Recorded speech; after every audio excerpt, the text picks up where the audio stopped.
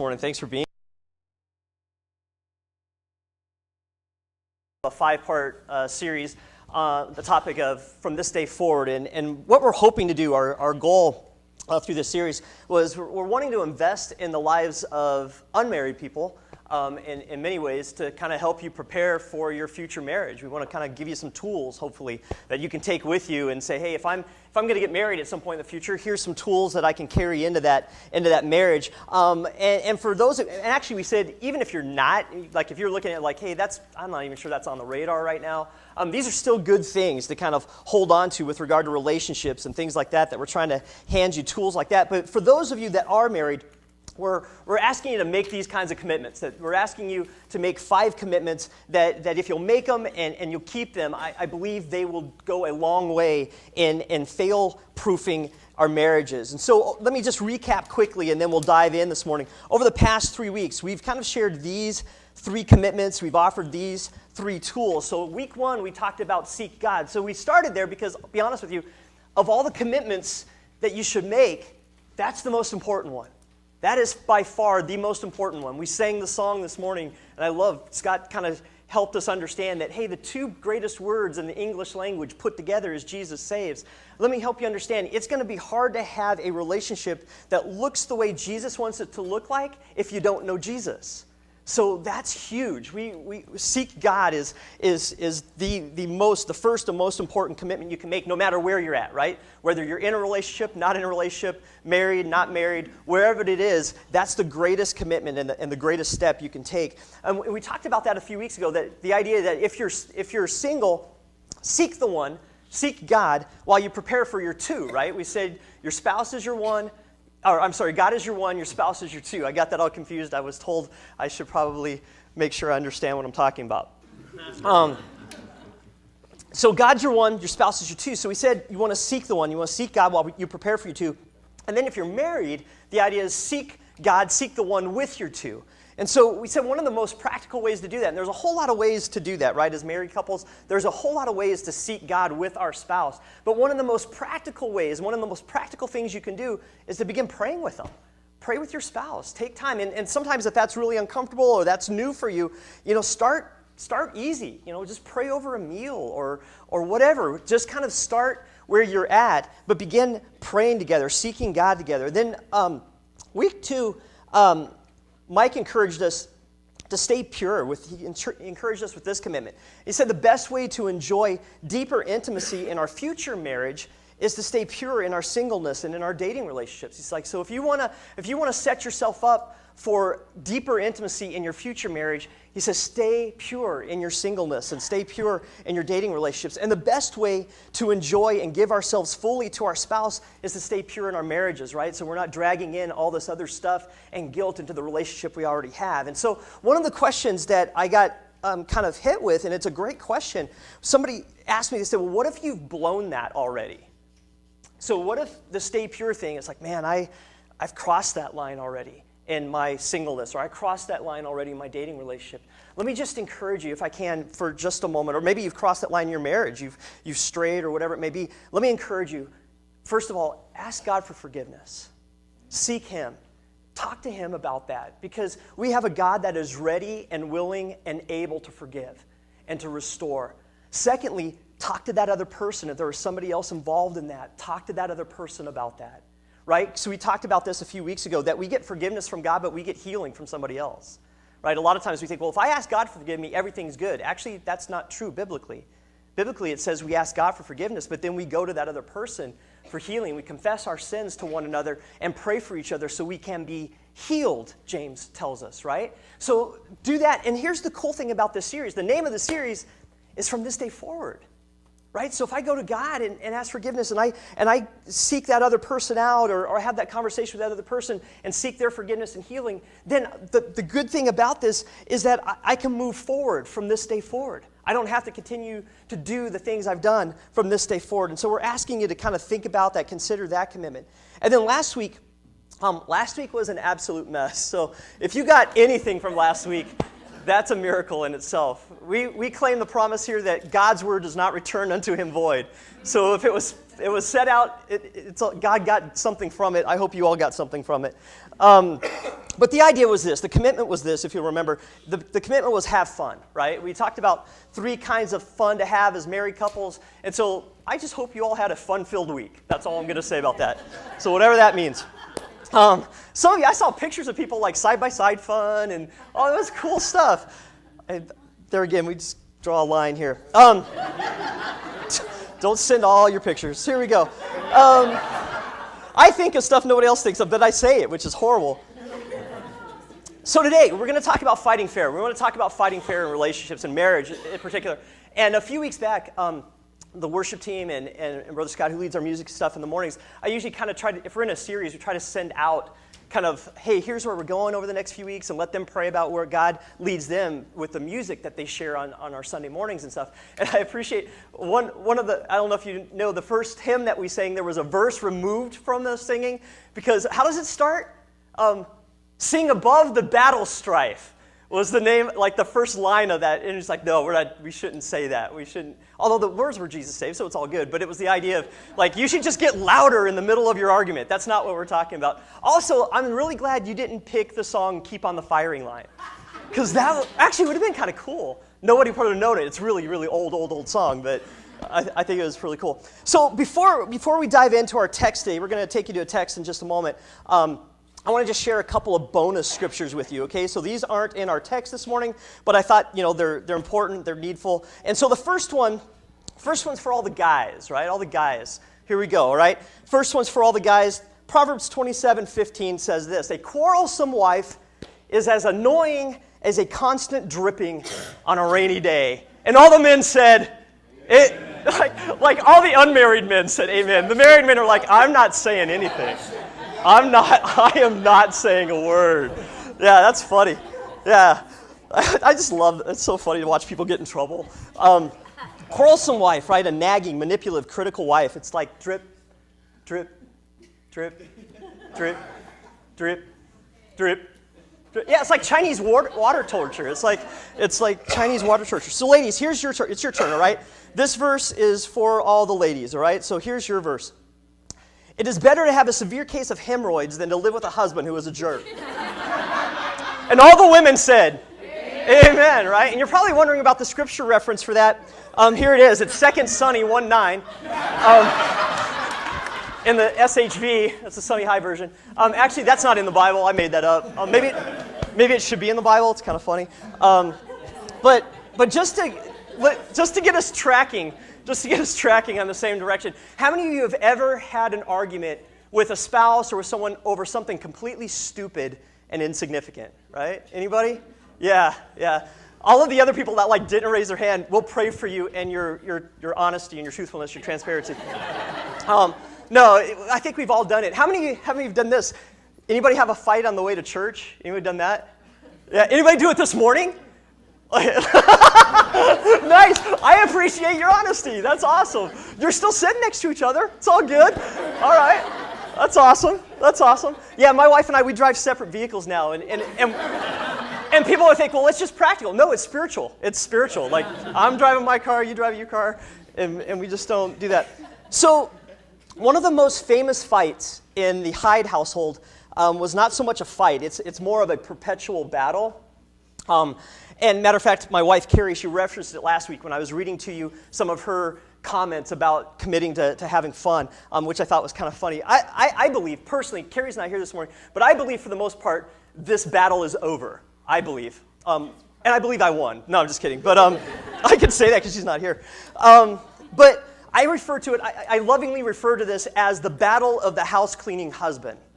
All right? And so let me just share with you how this went. First, I'm going to give you a disclaimer. I grew up with a mom that was OCD, in the craziest way. Our house was always spotless, eat off the floor, clean, always. Matter of fact, when we would give people directions to our house, we wouldn't give them the address. We're like, hey, if you get in our neighborhood, just roll your window down. If you can smell bleach, you're at our house. You've reached our place. And I love my mom, and I love that she loved keeping our house incredibly clean. Unfortunately, or fortunately, depending on which side of the battle you're on. I grew up with some of those same tendencies, all right? And I just like a clean house. And just in case you don't get all freaked out, and I like cleaning it. That's cool. I enjoy doing that. So here's what I can remember of how the battle began. Carrie may give you a different version. I don't think hers is as accurate, but no, just kidding. So the way I can remember it all kind of happened was one Saturday, Carrie and I had the opportunity to live in or sleep in. That's BC. That was before children, right? We had an opportunity to sleep in, and instead of sleeping in, I got up a little bit early and began cleaning the house. And she woke up later and for the life of her could not figure out why in the world I would pass up sleeping in to clean the house. And so after that began some what we call intense moments of fellowship, right? We had some intense moments of fellowship as apparently my house cleaning made her feel bad. To which I said, hey, that wasn't the goal. The goal wasn't to kind of make you feel bad. The goal wasn't to kind of make you feel like you weren't pulling your weight. The goal was, honestly enough, clean the house. That was the goal. There was no other ulterior motive involved at all. And I'm not really sure how we resolved all this, but I think it's resolved. I remember thinking, and unfortunately I might have even said, there are probably lots of wives that wish their husbands would clean the house. And then she responded with something like, yeah, I'm not one of them. And so $800 of marital counseling later, we're good. We're all in love and stuff again. So here's the thing, though. Looking back, it's such a dumb fight. It was such a dumb fight, and it happens in relationships all the time. And the reality is, whether we like to admit it or not, the reality is all couples disagree at some point. All couples fight. And the question is, well, why? Because we're sinners, and we're sinful people, and we do sinful things from time to time. All couples fight, but here's what we need to understand. Healthy couples fight fair, all right? Unhealthy couples fight dirty. There's negative jabs, and there's accusations and undercuts and all those kinds of things. So if you don't hear anything else this morning, I want you to hear this. Healthy couples fight for resolution. Unhealthy couples fight for victory.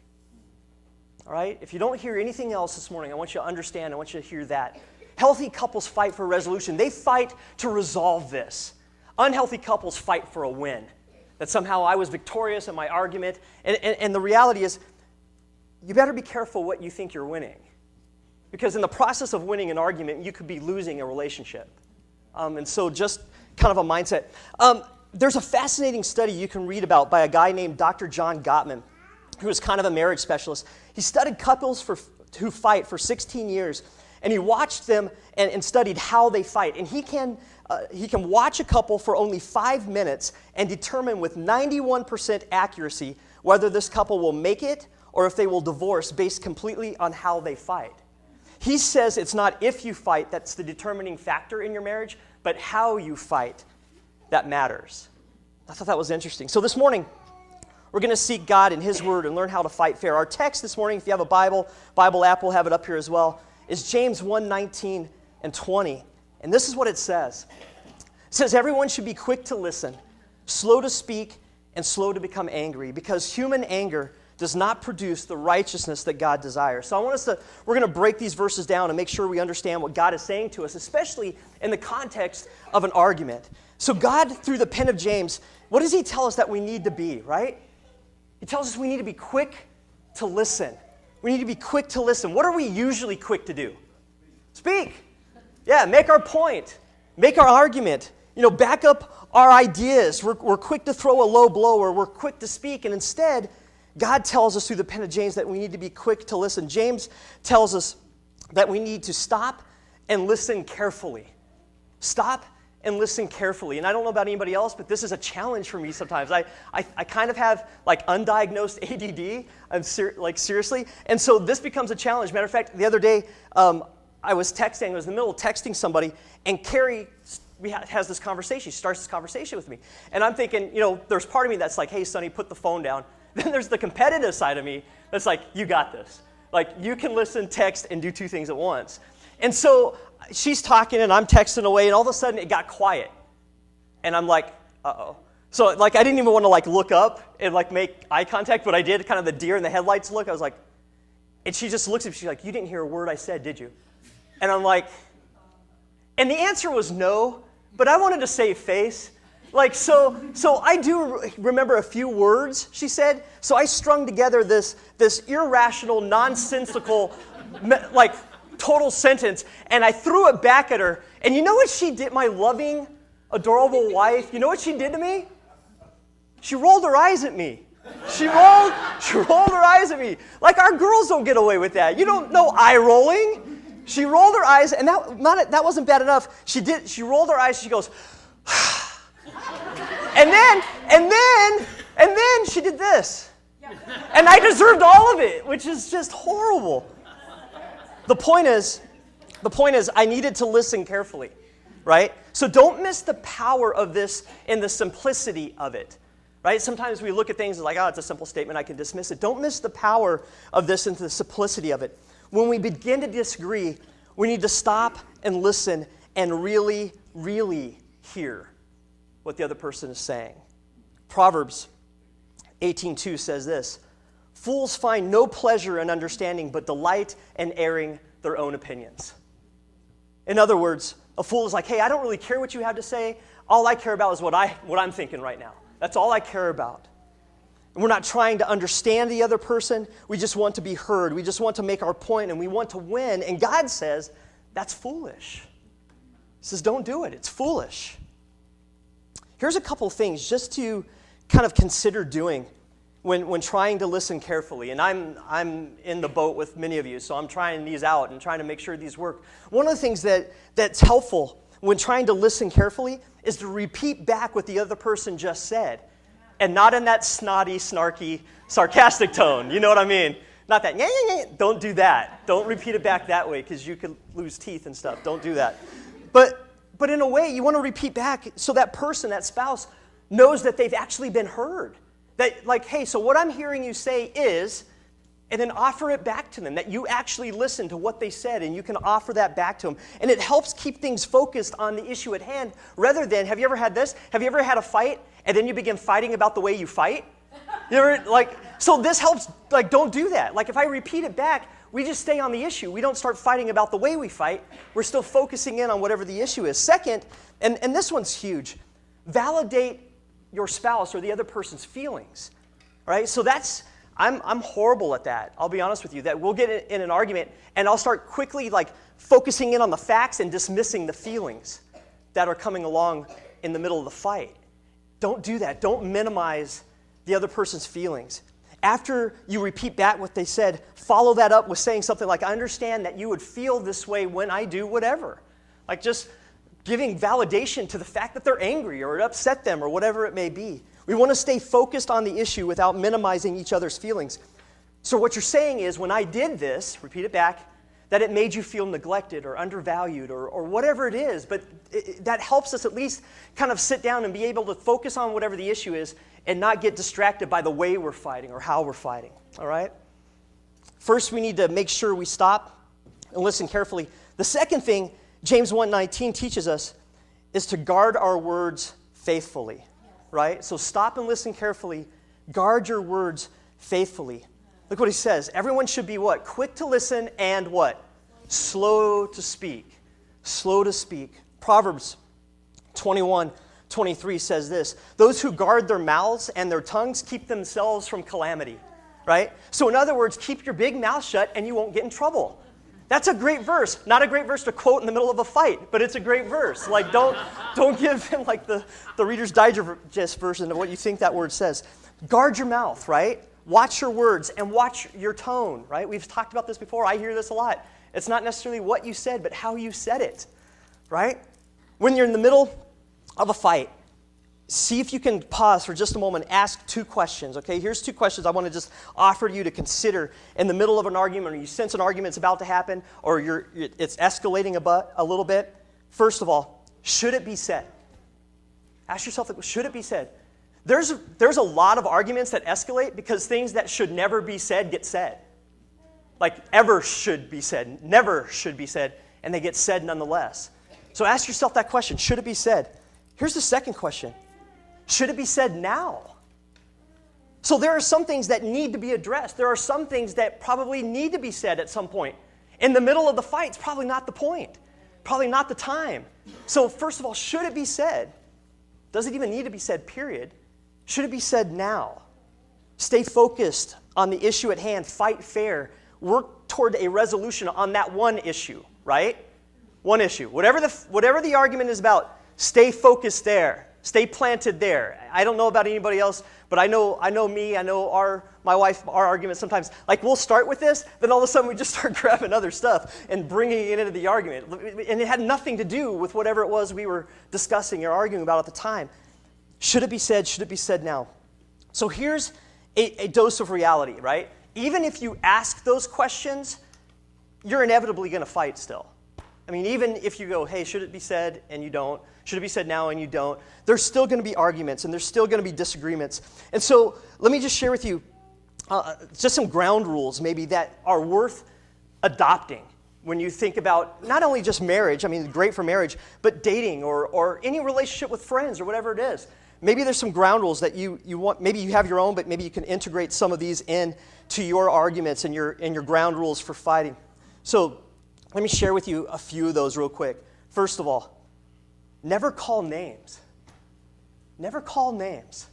You know, unless it's like your loving pet name or whatever, you know, like, hey, sweet cheeks, I'm sorry, I totally blew it, whatever it is. Hey, that's my name. No, I'm just kidding. So never call names. There's no benefit from it, right? Nothing gets better. Here's another one.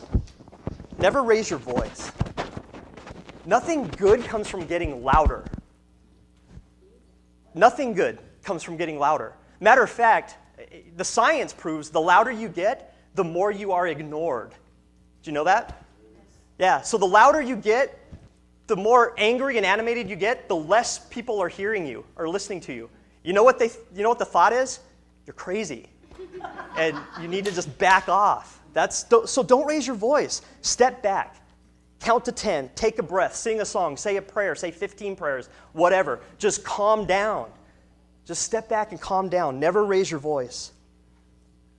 Don't get historical. No, that's not a typo. Don't get historical. Don't do well, I remember back in 1992 when you said and you did. Don't even go there. Like, why would you do that?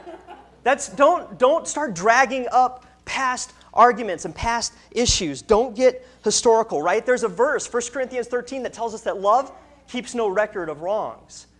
So this isn't a scorecard, this is a relationship, and we're trying to figure out how to sort through it and resolve things, right? Don't get historical. Here's another one. Never say never or always. You never do. You always do. The reality is, those are rarely true. That's rarely true. So your argument is based on falseness, conjecture, inaccuracy. When you start to say, well, you never, that's not true. It's not true that they never. Rarely. Every once in a while, maybe you find that one issue that maybe they never did so far, but don't do it. Don't do it. Just don't drag in never or always. Here's another one. Never threaten divorce in your argument. Don't use that as leverage in your argument. If that's your only leverage in a rational discussion, your argument, I was going to use a different word, but is horrible. If that's what you have to use to gain leverage in the middle of a discussion in an argument, then your argument is horrible. It's not a good argument. You're not making a good case, whatever it may be. The discussion is falling apart. Don't use divorce as leverage. It's uncalled for. Nothing good comes from it, right? Here's another ground rule. Never quote your pastor in the middle of a fight, ever. I have nothing to do with your argument. I'm at home cleaning house. Leave me alone. Leave me out of it. I don't want to be in it, so don't do that, all right? So never quote your pastor. So God's word tells us to stop and listen carefully, guard our words faithfully, and if you're taking notes, write this one down. We're going to learn to handle our anger righteously. All right? James 1:19, back to that verse. Look what it says. Everyone should be quick to listen, slow to speak, and slow to become angry. We want to learn how to handle our anger righteously. And this is so important because there will be times in a marriage when you will get angry with your spouse. And we want to learn to handle it by being led by the Spirit of God. I want God's Spirit to lead me in this discussion. I want God's Spirit to lead me in this conversation and in the push to resolve things. The reality is, Sometimes you just have to let things go.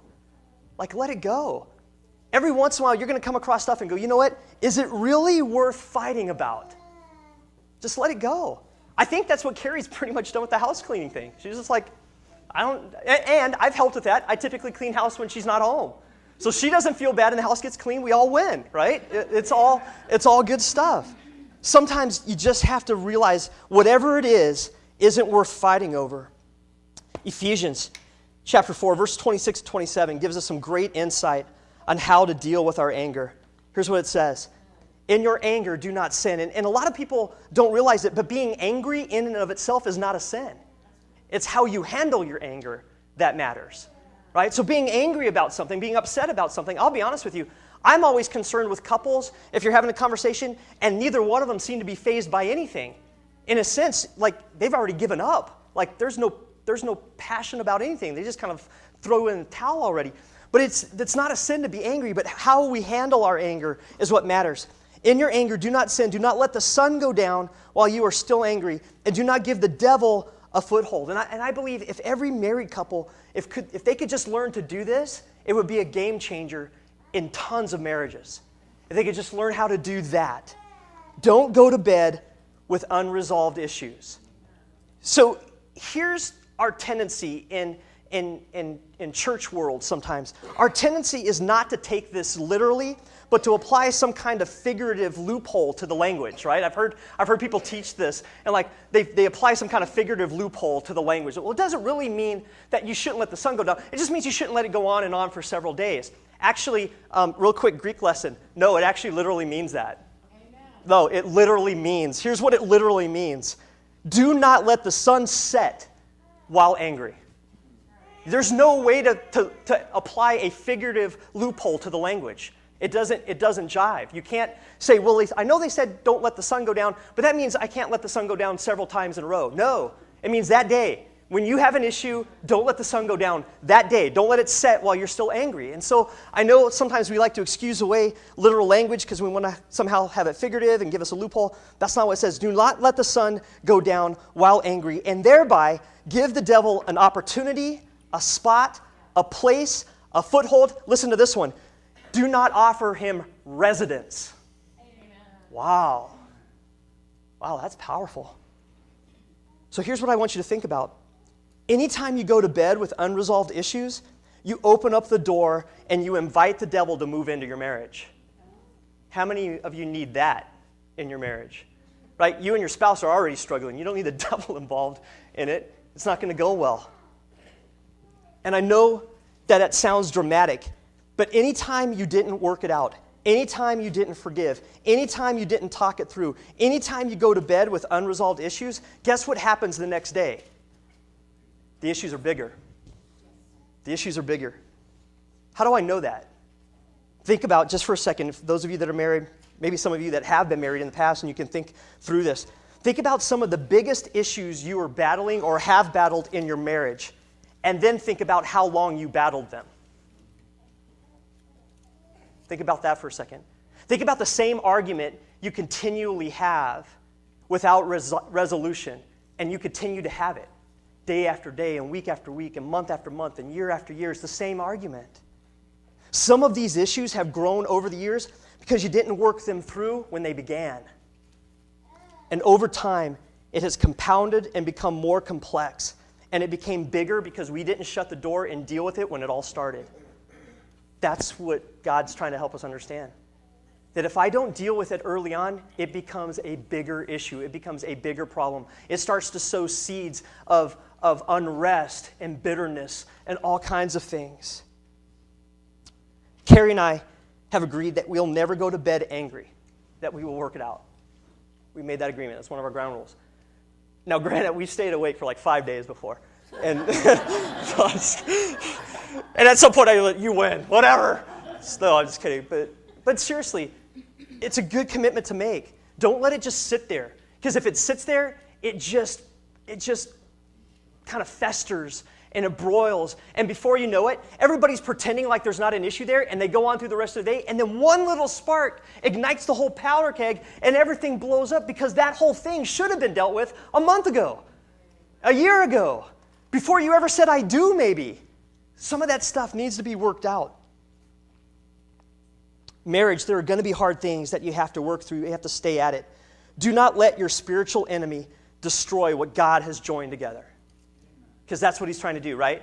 The devil's goal is to seek and destroy. To seek and destroy. To divide and conquer. That's his goal. It happened in the Garden of Eden, right? Steps in with the first married couple, and what does he do? He starts to sow some kind of division between them. And then everything from there went to heck in a handbasket from that point on. Don't let your spiritual enemy destroy what God has joined together. Just to let you know, Carrie and I don't get this right all the time. We occasionally fight dirty, especially at night. We'll get into bed and assume the fighting position. Does everybody know what the fighting position is for married couples? Yeah. So last week we talked about, face to face, side to side, belly button. We talked about that. I'm talking about back-to-back fighting. We all know what that, and you all know, if you're married, you know the back-to-back fighting position, right? Back-to-back, and you do not let a body part stray to the other side. It does not go to enemy territory because it could be quickly thrown back because that looks like something else, and that's not what we're fighting. So we're in fighting position. And then, let me ask you this. There's the silent fighter and the huffer. How many are the silent fighters? Silent fighters, raise your hand. Okay. How about the huffers? How many huffers do we have? All right, so let me explain what that means. Carrie's the silent one, right? So if we're arguing, if we have a disagreement, she just lays there and won't move. Like, she doesn't even breathe. It's like being in bed with a ninja. It's like, I'm just laying there like, is she hovering above me and like gonna kill me? Like, what's going on? Like, I don't really know. I'm not that. I'm not the silent fighter. I'm the huffer, right? So you get into bed, you're back to back, you're kind of angry, and you wait for a little while, and then it's like a real one. And then you grab the covers and you yank, right? With the huff, right? And then I have to walk downstairs and go to the bathroom, because you do that when you're late 40s. That's just what happens through the night. And so I come back up the stairs, and I get in bed, boom, right? And then we wait, and everything's silent, and then I pull it off again. I do just to let her know we're not good. So the reason I share that with you is don't do it. So that's all. The lesson was like, just don't do that. That's not healthy. You're not resolving anything. Here's what we are going to do, right? As we commit to fight fair in our marriages, we want to stop and listen carefully. Really, really hear. Don't just take in the words, but the feelings attached to those words. All right? Don't just hear what they're saying, but understand the feelings that are attached to those words. My grandfather used to say, you have to hear with your ears, but listen with your heart. And I thought that was good advice. Hear with your ears, but listen with your heart. Sometimes somebody will say something, and you hear the words, but if you dismiss the feelings, you miss the point of what they're trying to express.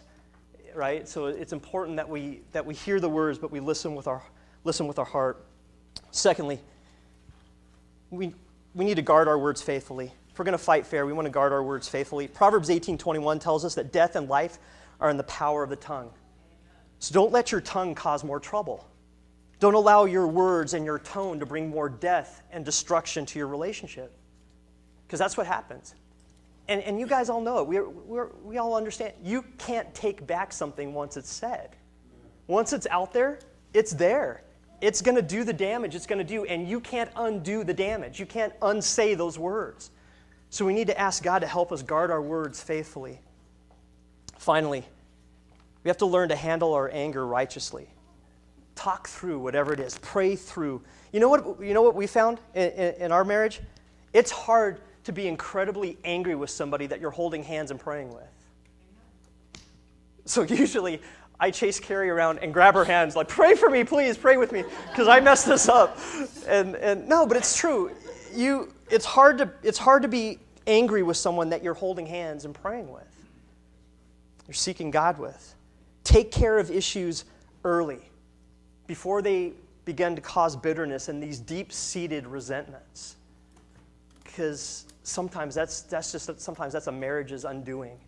Is that by the time they sit down and start to sort through stuff they probably should have sorted through a year ago or 2 years ago, man, they're way down the line. And there's all kinds of anger and resentment and bitterness kind of tied up in it.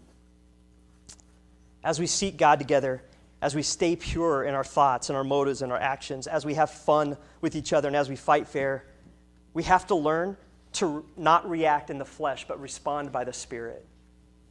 We're humans, and we're reactionary often. Something makes me mad, and we flash back. And what God wants to do is he wants to sow into our spirit patience and gentleness and peace and joy, all that fruit that we talk about out of Galatians 5. Couples will fight. It's going to happen. But don't fight against each other. Fight against the spiritual enemy that's trying to destroy you. Get on the same side of the table. One of the things, I saw a gentleman older pastor that I just really appreciate. We were at his church one time, and he had a couple he was getting ready to counsel. And they had come into his office, and he had a chair and table set up. And he kind of intentionally does this. I get, he's just wise. He's done this for years. And so he invites them into his office before he joins them there. He says, hey, go ahead in office here, have a seat. And as they go in, he's always curious as to where they'll sit when they're having an issue or having a problem. And one of the things that he does is oftentimes couples will come in, sit in, there's like a table with 4 chairs. They'll sit across from each other at the table. And when he walks in, the first thing he does, he says, I want you to sit over here next to your husband. I want you to sit over here next to your wife. And I think about that in the fighting, context, that we want to be on the same side, fighting against the spiritual enemy that wants to destroy us. Don't fight against each other. Fight against the devil. Fight against giving him a foothold. Fight for your marriage. Fight for resolutions, not victories. Fight fair. That's the person that you had just made a commitment to spend the rest of your life with. If you can't figure that out early on, it's gonna be a hard road. And it's something that, believe it or not, I know a lot of times people make these commitments. Well, we won't fight in front of the kids.